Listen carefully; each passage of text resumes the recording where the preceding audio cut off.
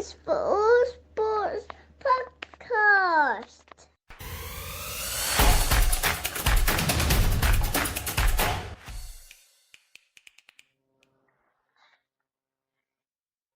Welcome to the Sports Podcast. Today we're doing some ZWIFT racing, the first ZWIFT race on the channel. Just doing what the kids would call a fit check. Got my aero wheels and just doing my ZWIFT gear so that I stand out in the pack. We've actually got a race pack of 43 today, I believe it was. When I signed up in the morning or earlier in the week, it was only 9 of us. So nice to have a large field, which means that there's always some stronger riders and some weaker riders. So I'm going to try to stay at the front of the pack. Just skip forward to the start of the race.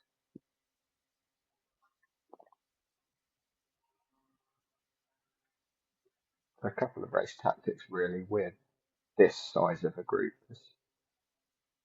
One is tail gunning and attempting to sprint finish at the end.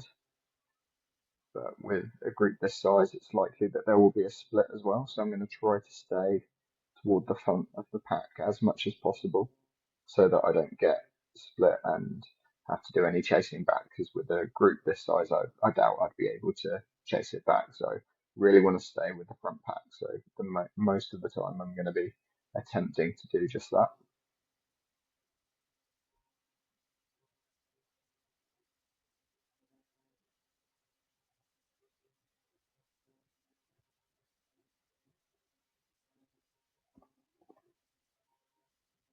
My FTP at the moment is 226.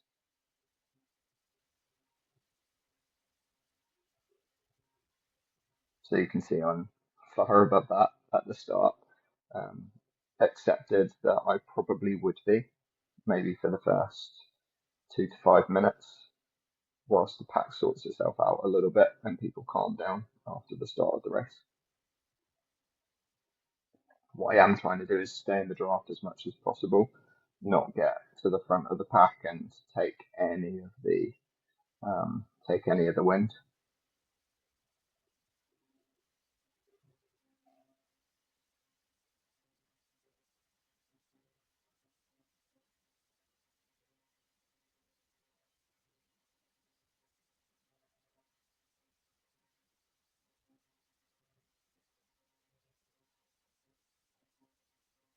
That's me in the orange jersey in the middle. What you will see is my orange bar light up when I'm steering hard in either direction, both to stay in the draft and also to take the quickest racing line and cut the corners as much as possible.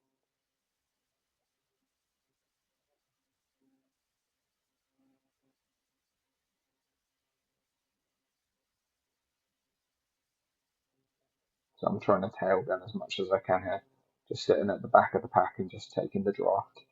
You see there's already a little bit of a split there that you can see. I'm at the back of this pack and I'm in 26th of the 43, and there's a few meters back to the second half of the pack. So conscious at this point that I need to be staying with this pack and pushing on a little bit. So I think I'll probably try and move up the pack.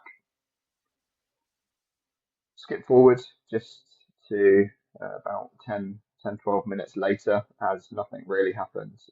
That split did stay, and we're now with the front pack and still doing a little bit of work to stay in there, but it has settled down a little bit. What's happened now is I dropped my bottle on the floor and I'm attempting to pick it up, and I couldn't get it. Knew I'd have to unclip my shoe. So I'm now sprinting to get to the front of the pack so that I can take my shoe off, so that I can reach down onto the floor in my shed and pick up my bottle. So I'm now doing that. Now I'm clipping, picking up my bottle, putting it back in, and put my shoe back on. And now we can continue with the race again. Brief intermission of stress mid-race. I'm sure other people have had that too. Drop a towel, drop a bottle. Mine's actually usually switch towels when my towel gets so sweaty that it's producing more water than I've put in. So I have to switch out the towels. So this pack's going on at a fairly decent pace. My average average watts at the moment is just below my FTP, so just 19 watts below my FTP. So I know I'm fairly comfortable to hold this for what will be a 30, 35, 40-minute race. Just conserve as much energy as I can against just sitting in the draft.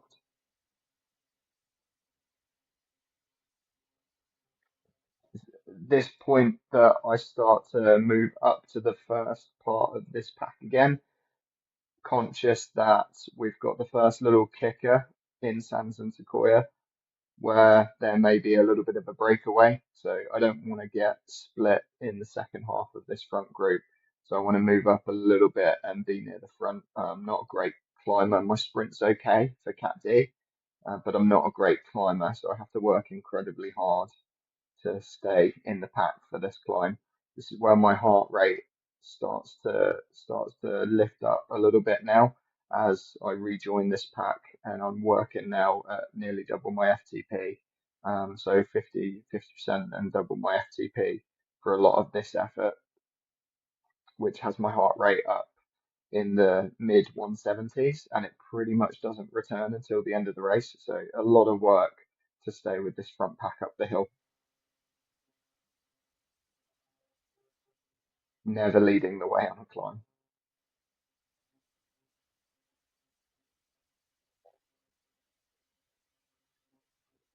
There we've got Steve Pritchard, regular racer with us in the August series, beat me last week in a sprint finish, so got my eye on him. He's sat on my tail for a lot of the race, and we're side by side for a lot of this race, which is nice to be racing with similar people. We have got quite a nice community today racing with us. There was a nice little bit of chat before the race and throughout the race, giving each other encouragement, which is always nice to see, a good part of the virtual racing scene.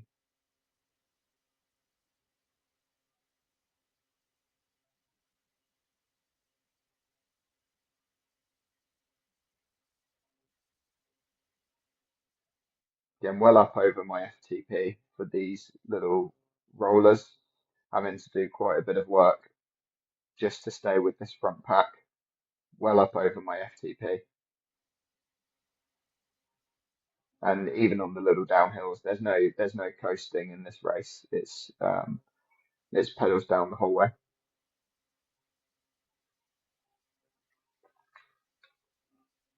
See from pretty much the top 10, there's now a little bit of a gap that's opened up. That 1 second gap, I think it equates to 5 or 10 meters. So that's enough that you've got zero draft. So almost equivalent to being in a crosswind. If you have that 5 to 10 meter gap, it's very hard to bridge that if the pace remains consistent. So that's why I wanted to stay near the front of this front pack as much as possible as we went in the downhill after this first little climb. You see, I got the aero boost, but um, it's not going to benefit me too much throughout the race. So I'm going to hold on to that until the sprint finish at the end.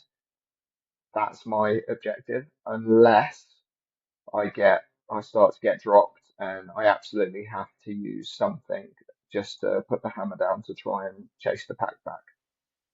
But again, my heart rate's at 175 now, so it's very very high for me. I'm not really able to chat at this point and working harder than I'd like to, but I know I've got to stay with this pack if I stand any chance of doing the next hill and being there with this pack to the finish. So I'm putting in the effort now, hoping for the reward at the end of the race. Just revert to my usual tail gunning position as a dinosaur flies overhead.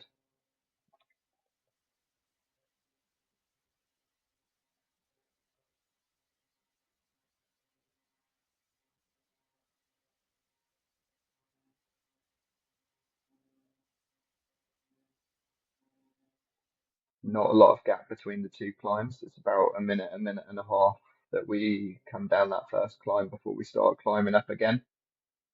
So everyone's keeping the pace on, and there's no real let up here. It's fairly strung out, and then it closes back together just before we start to do the climb.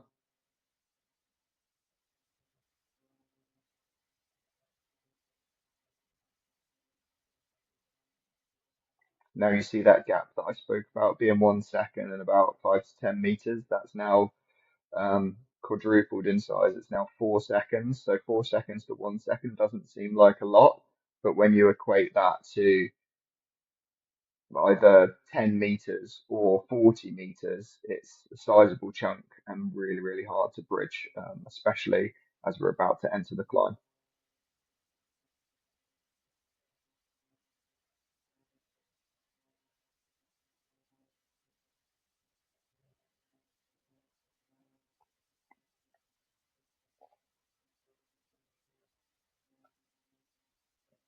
And there goes the first power up. People pop in the lightweight, the featherweight, which I unfortunately did not have. I don't know which I prefer, the featherweight to get me up this climb or the aero for the sprint finish. Being a not very good climber, the featherweight's quite useful, especially right now as my heart was in the low 180s, and I'm just sat there with an aero ready to press if I do make it to the finish.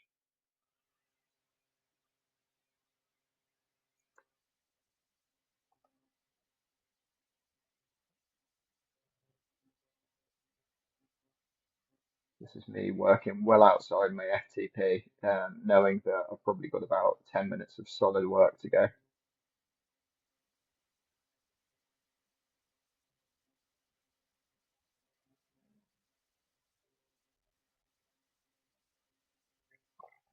See me playing around with my gears a little bit too. Usually I like to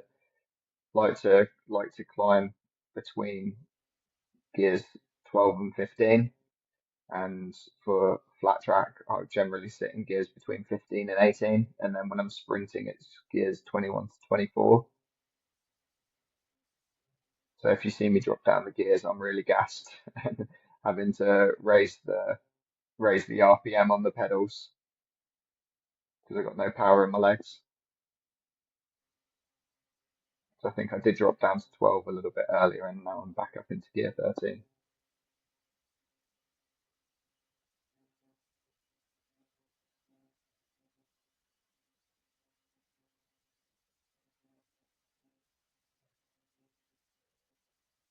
Now you've got on the gradient in the middle of the screen, you can see the blue starting to appear. So that's my light at the end of the tunnel. So I know I just need to keep working. Just a minute left to get on up to the top of this crest of this hill. Knowing in this whip race though, it's probably not going to let up afterwards, but can hope.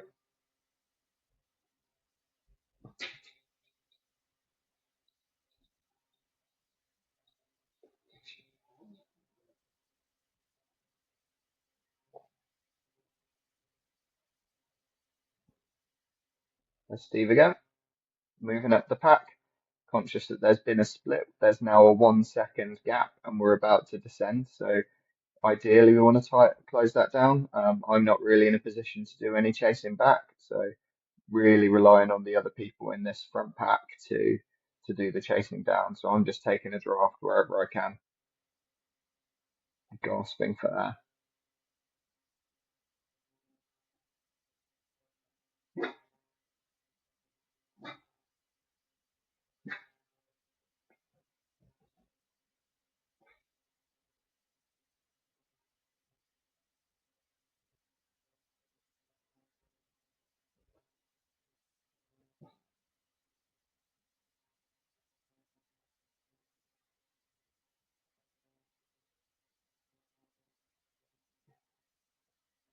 You see, there's now a 5 or 6 second gap that they've got off the front going into the descent. That's quite dangerous because they're going to be descending at speed. So we're going to have to work together and use the draft to catch them back up. That looks like a dangerous break.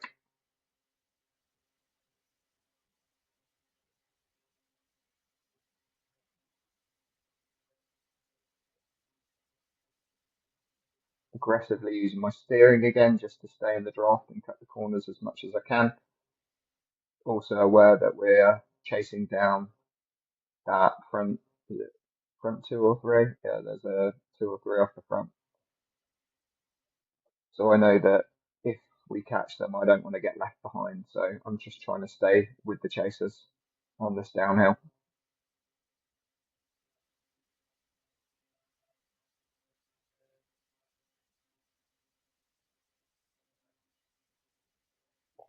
I think what's probably helping here is there are between the guy that's broken away and has got himself a 9 second lead. We've got a couple of chasers that have gone off the front as well, and that's dragging us through. So that always helps when people are attacking and trying to bring the break the breakaway back. Hard course to break away on though, this one, if it's a solo or just a couple of people. Especially with a pack this size, we've got a sizable peloton that we're able to share out the work. I say share out the work, apologies. Apologies to the group. You won't have seen me on the front very much. I am gasping for air at the back and just clinging on for dear life.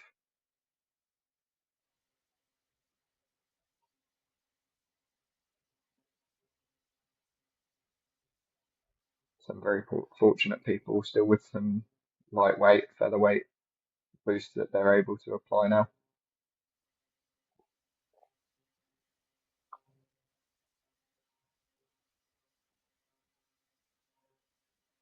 Properly strung out now, people going individually.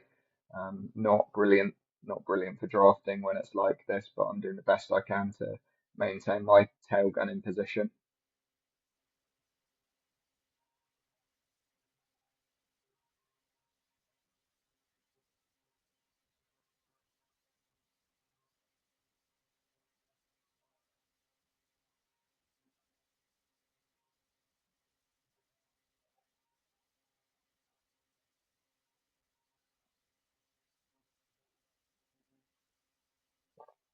Breakaways in sight now.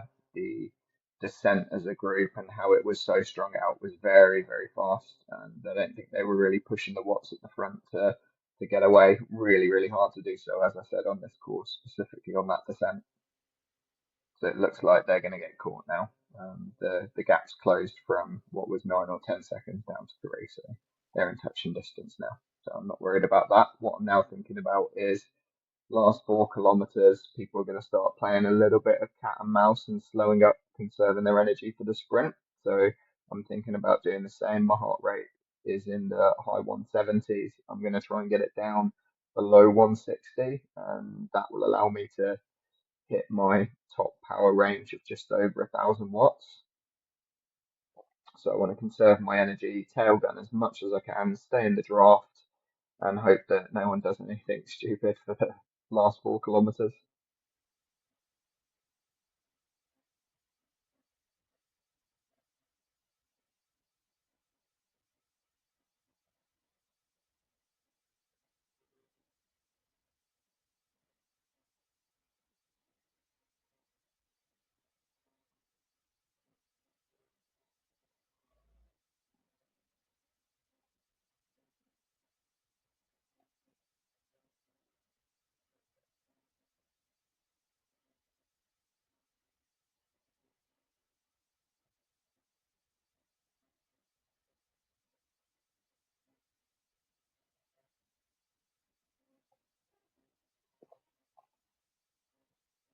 Paying quite a bit of attention to the map at this point and looking at the corners and using my steering, try and shorten the route and also make sure that I am staying in the draft to conserve that energy.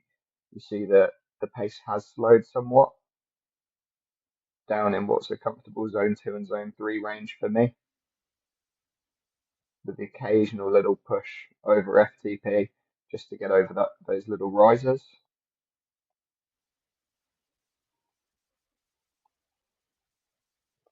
You see the course is really snaking at this point before it opens up a little bit more going into the desert again for the Flats and Fuego sprint.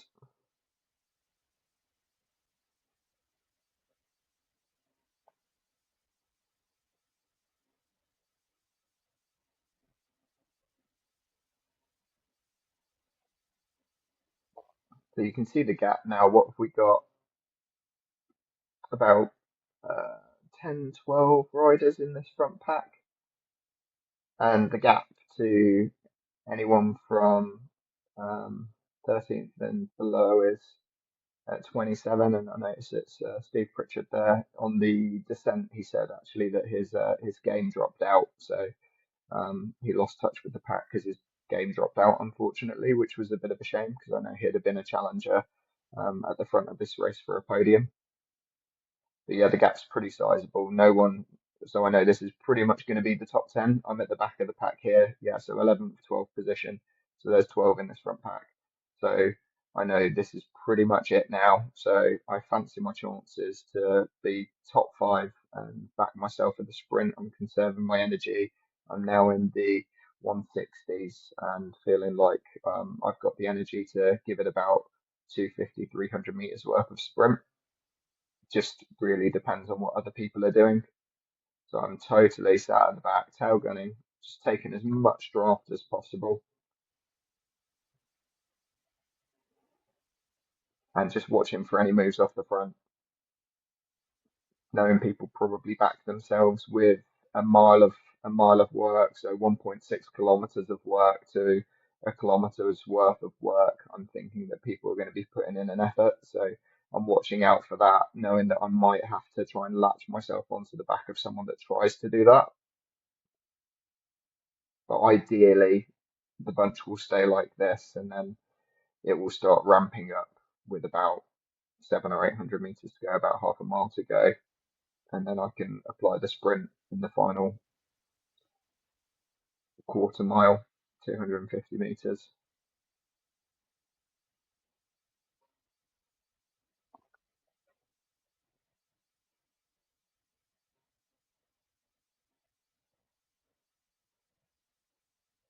So me and Jan there sat at the back, two sprinters in the pack sat at the back. I didn't know he was a sprinter until after the race, but me and Jan sat at the back there doing the same tactic, taking the draft and tail gunning as much as possible. Everyone's saying, well done, we've made it through. Top 10, top 12, got through to the end. Always feels like a little bit of a victory just when you get to this point, when you're in the front pack. Done a good night's work on the bike.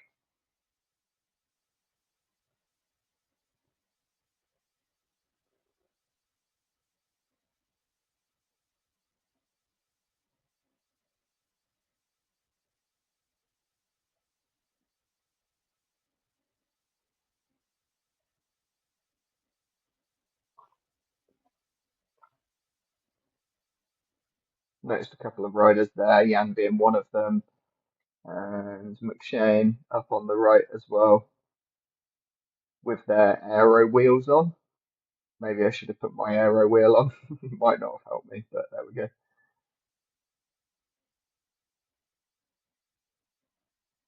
Properly in the desert now, moving towards the Fuego flat sprint. And you can see the pace is starting to rise up a little bit. People getting ready for that last push. I'm happy now that there's just one person just slightly off the front, but not committed to a move to go early, and it looks like the pace is just naturally ramping up as I hoped it would. So we're now a quarter of a mile to go. I'm just putting in a little bit of work just to move up a bit. I don't want to get caught behind. Someone's activated their aero early. That's probably too early. I won't see them to the line, and I'll be able to draft them. So I'm just moving up to get into their draft. And now I've activated mine with, I think it's about 240 meters to go, and that's Jan on the right, and he's faster than me, got better tech than me, and he does me. So I set up knowing that there's enough of a gap behind me for third. That was a nice cheeky little second position on the Sequoia and Sands August sprint race. So well done to Jan in first, Pruskin in third, and it was a really good pack, nice community that we had for the race on what was Tuesday evening, 8:10 for me. So thanks everyone for joining, and we'll catch you on the next one. Cheers.